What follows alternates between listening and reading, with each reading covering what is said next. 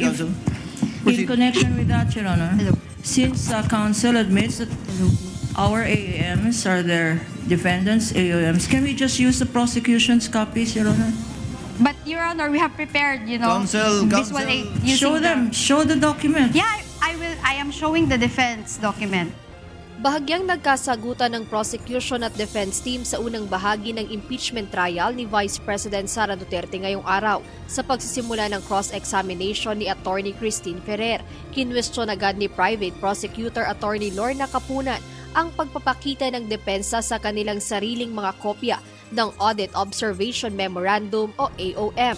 Ipinunto niya na ang mga dokumentong ito ay hindi tinukoy o identified o ipinakita sa saksi na si Sailene May del Campo, State Auditor ng Commission on Audit, Intelligence and Confidential Funds Audit Office o COA-ICFAO noong panahon ng direct examination. Ayon kay Attorney Capunan, kung nais kumprontahin ng depensa ang witness gamit ang mga dokumento, kinilala na nito. Dapat ay gamitin nila ang mga ebidensyang isinumite ng prosecution. Gayunpaman, pinayagan ni Presiding Officer Francis Cheese Escudero ang depensa na ipakita ang kanilang mga dokumento.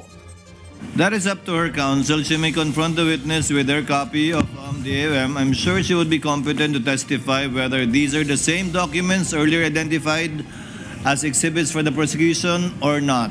Counsel, Yes. you may proceed. Yes, correct, Your Honor. And their AOMs, we did not dispute those. So we have the same copies, Your Can Honor. we Dahil dito, naghain ng prosecution ng isang continuing objection sa paggamit ng mga dokumento ng depensa na hindi dumaan sa tamang proseso ng identification at authentication ng saksi habang ito ay nasa witness stand. Iginiit pa ni Attorney Capunan na kung ayaw ng depensa na gamitin ang kanilang sariling mga saksi, dapat ay sumunod sila sa paggamit ng mga dokumento ng prosecution. Ngunit para kay Attorney Ferrer, hindi dapat diktahan ng prosecution kung paano niya isasagawa ang kanyang cross-examination. We will not agree, Your Honor, to What are you not presentation agreeing of to, the Attorney defense Capunan? document.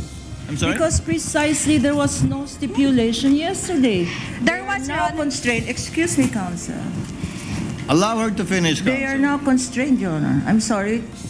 They are now constrained to use our documents precisely. This is what we wanted to avoid yesterday.